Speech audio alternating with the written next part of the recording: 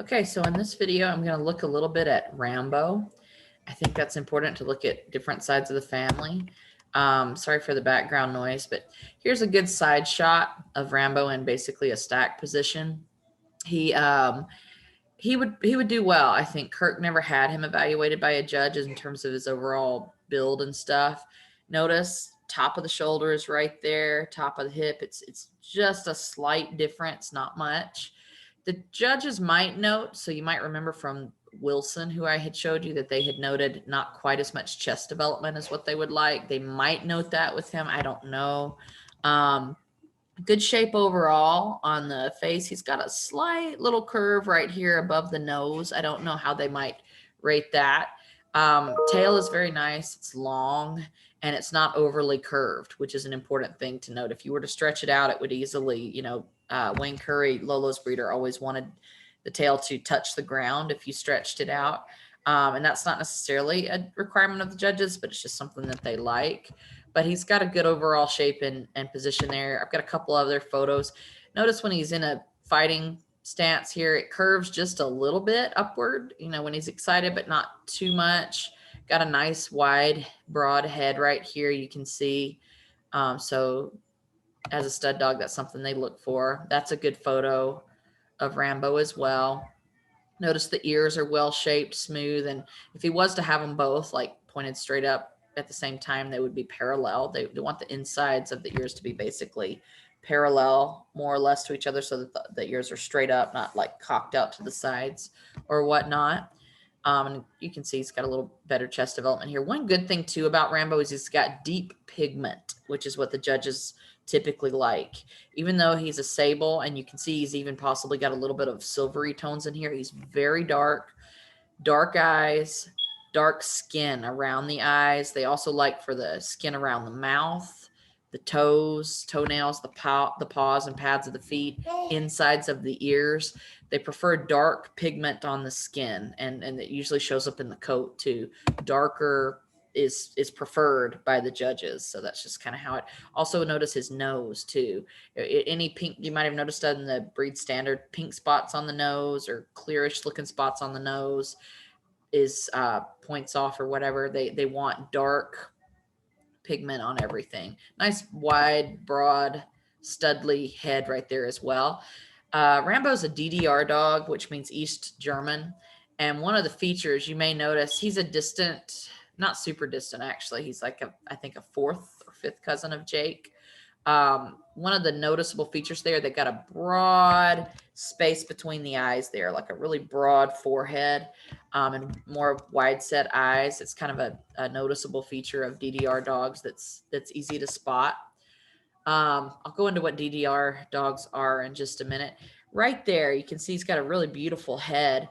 I don't know, because they do prefer a smooth slope on the nose right here. And they also prefer a flush, I guess you'd call it the snout flush with the nose versus the nose being pointed. His is not overly, it's just slight, not a big deal. So I don't think you would lose a lot of points on that. That might be where Sky gets a little bit more of the shaping. I think she gets it some from Lolo's side of the family too. There's a nice view, nice angle. He's in a stack. It's called a stack position. Here's again, kind of in a stack position. This leg might want to be brought a little bit more forward, and that one stretched back, but you can see he's got the nice long tail. It's not overly curved. A few other pictures of him. There's him in action. It's good to just get an idea of what correctness looks like with the dog's shape, size, etc. This is a good shot as far as just looking how his body alignment is, etc. I feel like he would get a good score if oh, there's Rowdy. If Kirk had taken him to a show or performance and get evaluation by judges. Let's look at his lineage here. So here he is on the pedigree database. I feel like there's better pictures of him. I don't really feel like this is the best one. APR2 here, he's a level 2 protection dog, and this is AKC protection is what that is. So they had an accident occurred when he was in his younger years learning to track, and Kirk claims he was an excellent tracker, but due to the accident, he didn't want to go out and track anymore. So he wasn't able to earn a full Schutzen title. Schutzen means they've been rated in all three phases: obedience, protection, and tracking. In order to get Schutzen, the whole package, they have to do well in all three of those or meet certain criteria in all three of those. So Kirk was only able to pursue, I guess, obedience and protection. I guess he maybe never worried about obedience, even though this dog did have good obedience. You've got his OFA scores here. Kirk also used PinHip, and PinHip is even more in depth than OFA. So they take 3 different shots of the dog on the X-rays. They also test for laxity. So they apply a little, they open the hips up, apply a little bit of a pressure, and measure how much the hips give, basically, and then take an X-ray of that as well. All right. Let's talk a little bit about line breeding, what that is. So typically, the best if you can do it is to try to have no line breeding within 5 generations. Some breeders intentionally try to breed line breeding on specific dogs that they want, if there's certain traits from specific dogs that they want to emphasize a little bit more in the bloodline. So you notice, for example, right here, this is within 4 generations. So 4 generations on the father, 4 generations up on the mother. This is a V-rated dog, so a dog that got excellent as far as his overall build, shape, size, whatever. Also fully titled all the way up to Schutzen 3, obedience, tracking, protection, and then level 1, level 2, and level 3, which is the highest level. And then SG in the LGA. LGA is like a German national competition, and SG means he did very good in the German national competition. Okay, so that's just to be noted.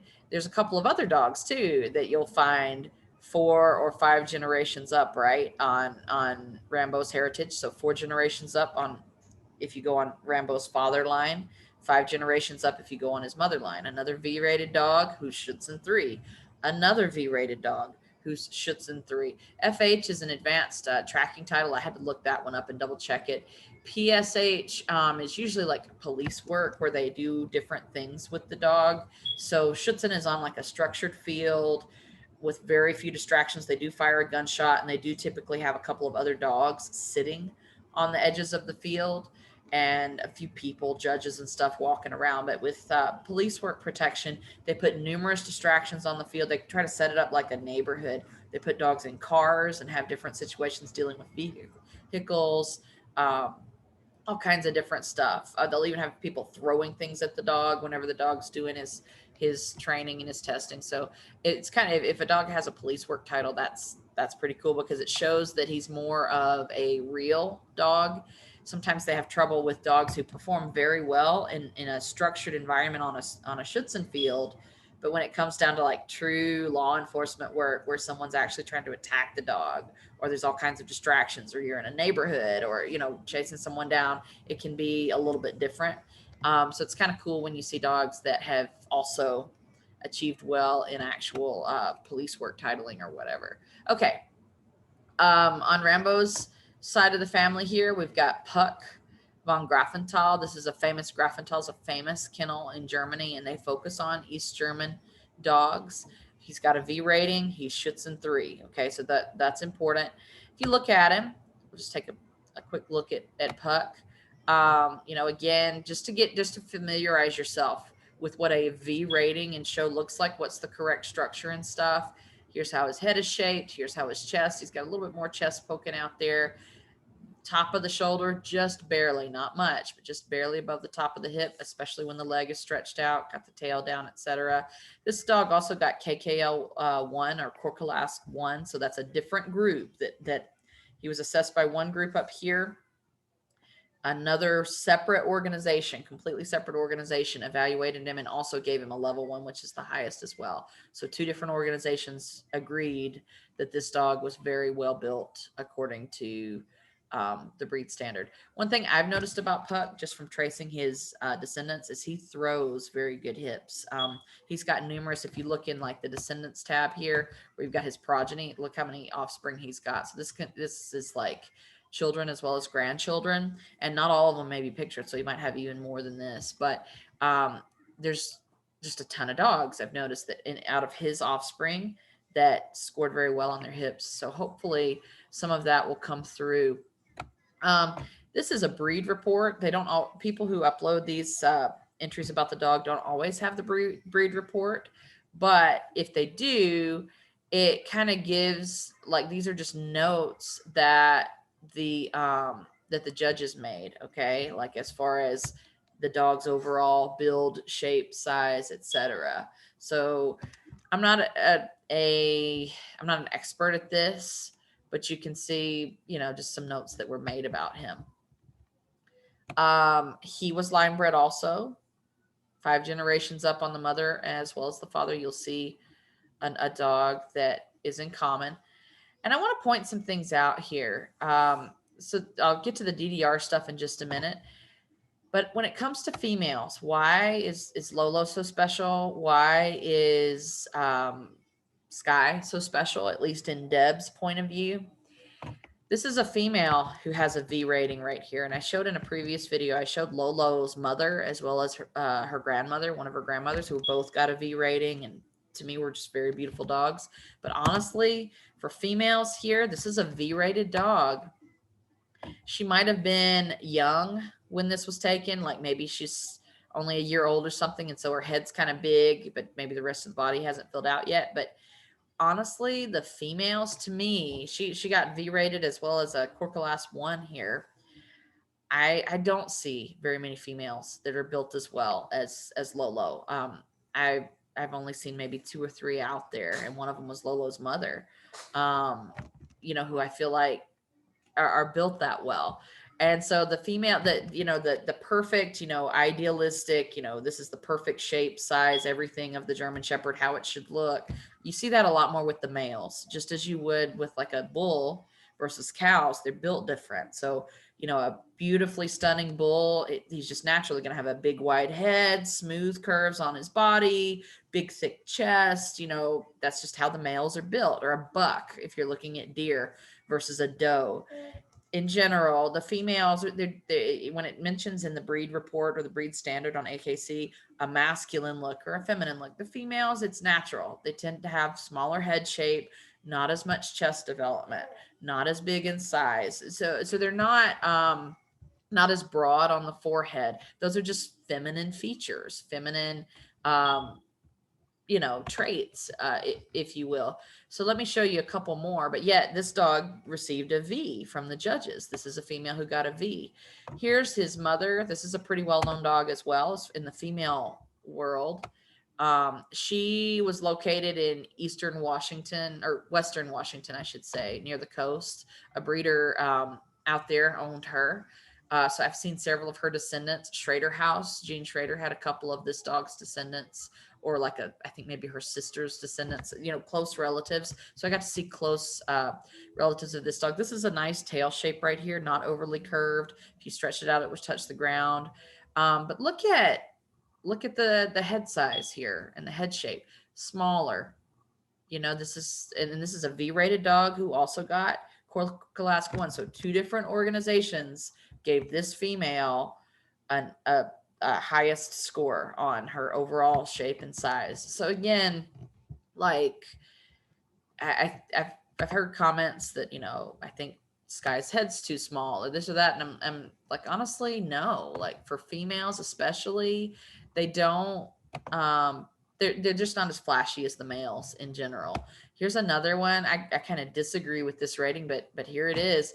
This female, and I don't know if she was maybe older and just a little bit overweight. Maybe her owners were just feeding her too much, but she got a level 1 as well as a V.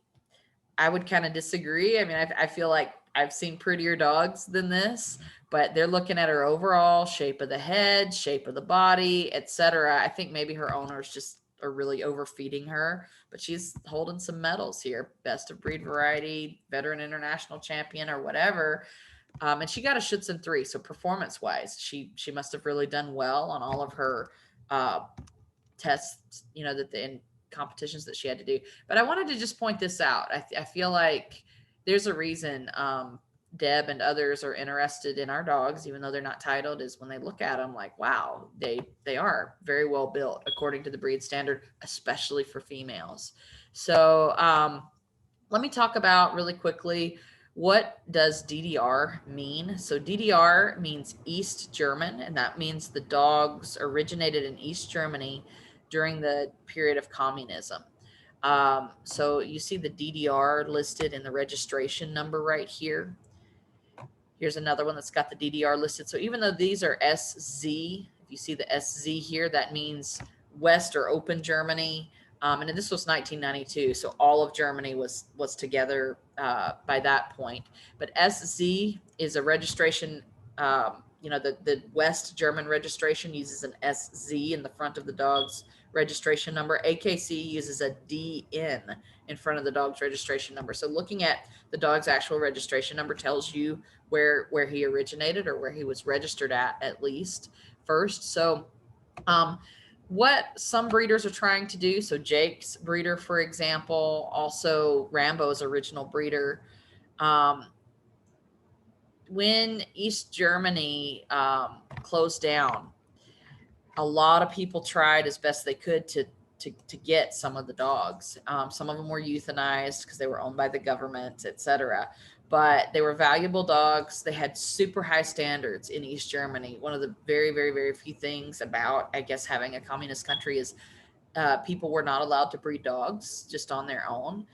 This was the national breed of dog, and you had to have a government permit to even be able to breed. And they had very high standards and strict standards of what they expected from breedings. So the result was, at least initially, a little higher caliber of dog. They'd been, 40 years or so, several generations, good 10 generations or so, where they had super strict standards of what they were looking for dogs before they could be bred. And they also made sure, interestingly enough, that who a dog was combined with was predetermined. So if a female passed all these really strenuous credentials, and it included the physical stuff, so they had to pass Schutzen tests before they could even be used for breeding.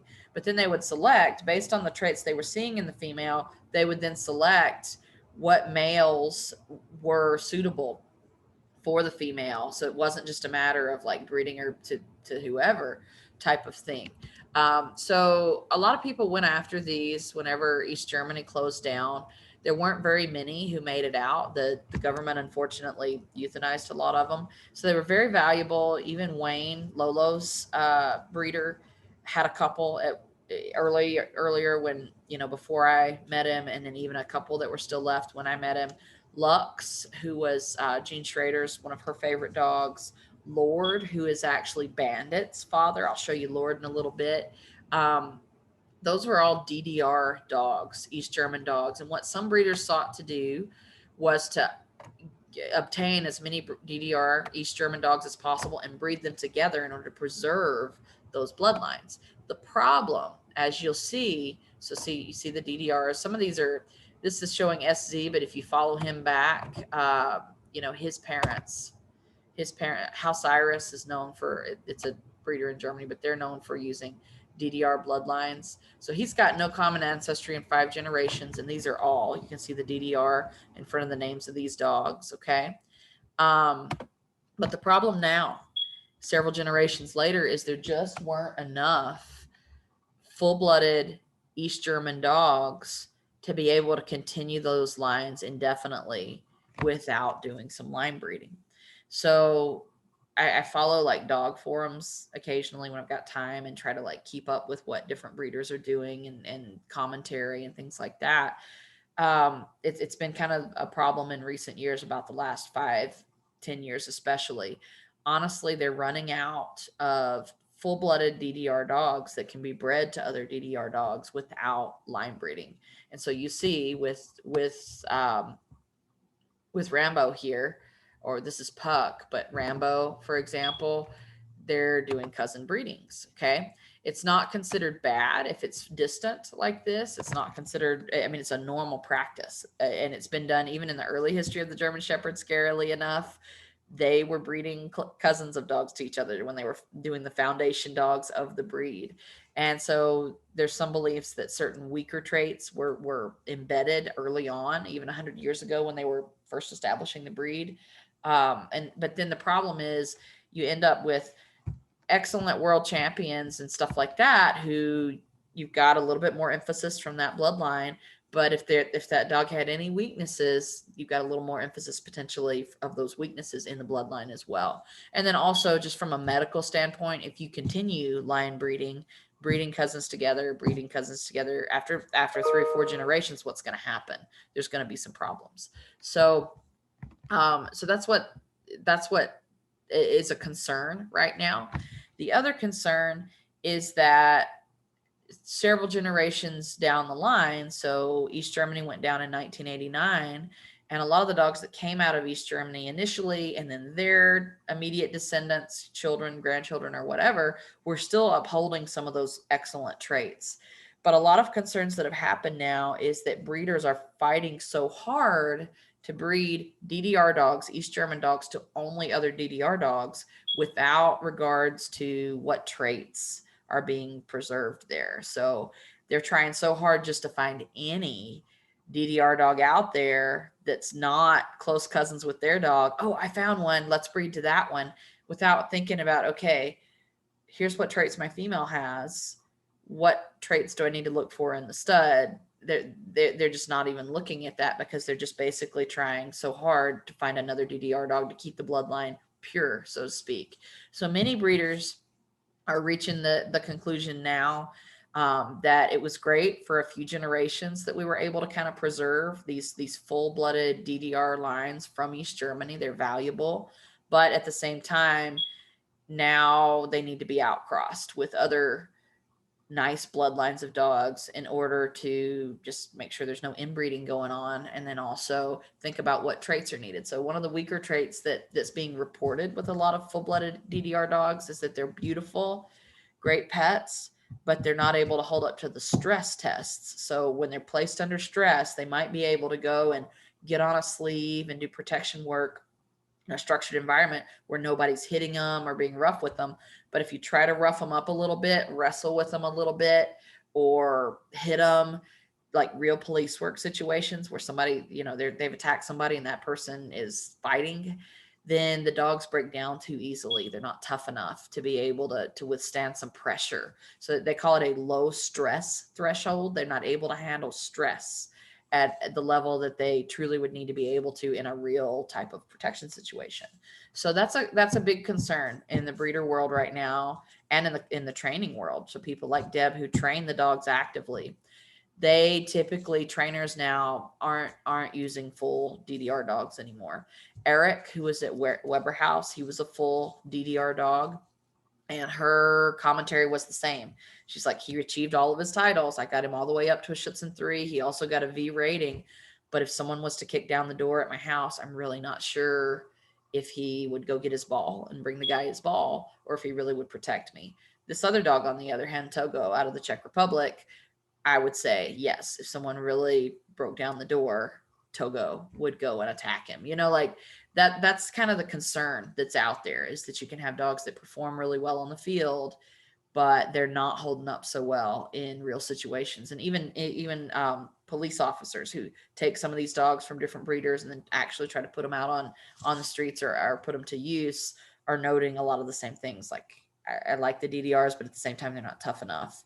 So long story short, many breeders are taking bloodlines from dogs such as Rambo, who are DDR bloodlines, and they're outcrossing them to either West German, which is what Lolo mostly is. Lolo's a combination. She's got East German bloodlines further back. So Wayne was already doing this 10 years ago. She's got East German bloodlines a little further back, but he was already combining those East German bloodlines with other dogs from West Germany or from the Czech Republic who had the traits that he wanted. At any rate, I wanted to point those things out here on this video. And I do want to show you a couple of others. So I'll show you Lord real quick. This is just in case we ever, I'll click on a couple of these too. Here's a dog that's up for stud. This is a show line dog. But as you can see, it's a German show line dog. Some people are doing this as well. I don't really agree with it. I don't want us to go this route. But this is a dog who got a V rating, okay?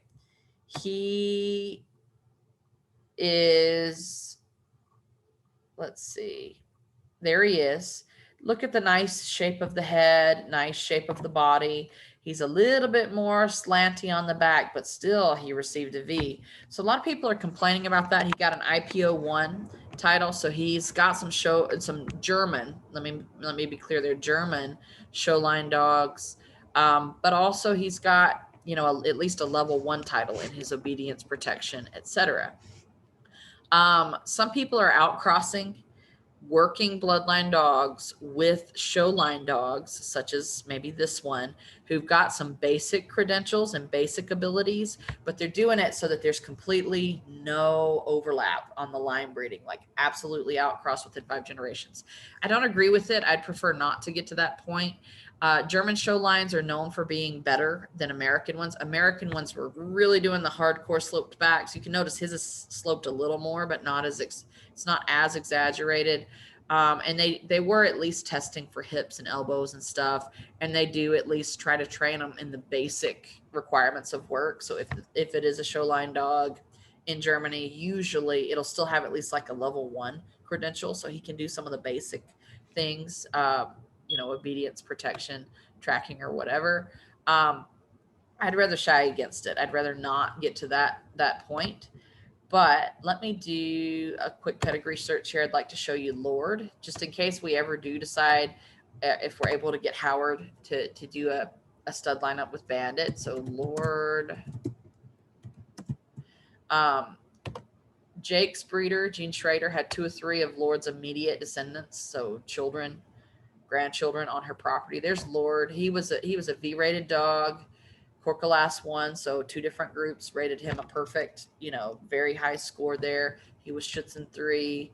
This was a tough, beautiful dog. Not hyper, I would say, but definitely as far as aggression goes or whatever, like not a dog I would want to mess with.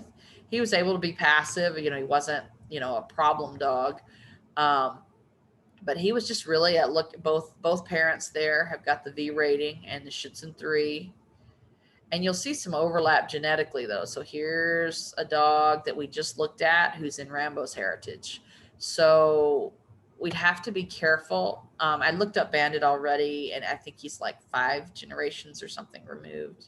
4 or 5 generations removed from Sky. But still, there's line breeding at a certain point. I find it very rare. This dog has no common ancestry in 5 generations. That was one of the things I wanted to point out too. It is hard, and it's been rare for me to find dogs that don't have at least a little bit of line breeding. And it's considered normal. It's considered fine if it's not too close. I do want to show you some items. So we almost bred to Togo, and I think it would have been perfectly fine. Togo's bloodlines, he's got an SG, which is very good. He's got a ZVV1 in the Czech Republic. That's a high achievement, a ZVV1. So there he is in pose. I don't think I feel like he was prettier than this. 0-0 on his hips and elbows, which is excellent. So the Czech Republic delineates the right from the left. So they give a 0 or a 1 or a 2, and they'll give a number for each side, like what was this side's hip score and what was this side's hip score. So that's, I think, a good thing that they do in the Czech Republic is when they give the score, they give a score for both hips. Here's what the right side scored. Here's what the left side scored. I think that's a good thing. Togo is closely line bred 3-3 on this dog. Again, a V-rated dog, all kinds of titles, excellent, or whatever. And it was considered to be what's called a hard dog, a dog who truly, so there he is right there, can do it and can withstand some pressure. Police material. This dog was considered to be excellent police material. He could hold up in a real fight type of thing. So the breeders chose to combine closely. Look, he's got all these accolades, a V rating, etc., to do a close line breeding on this dog in order to try to solidify or capture some of those traits and continue them in the offspring. Would I rather us do that? No, I don't think we should do. I don't think we should do something like that at all. I'm going to show you this. I had looked at this dog as a potential stud after tracing his ancestry. Let me show you a couple more.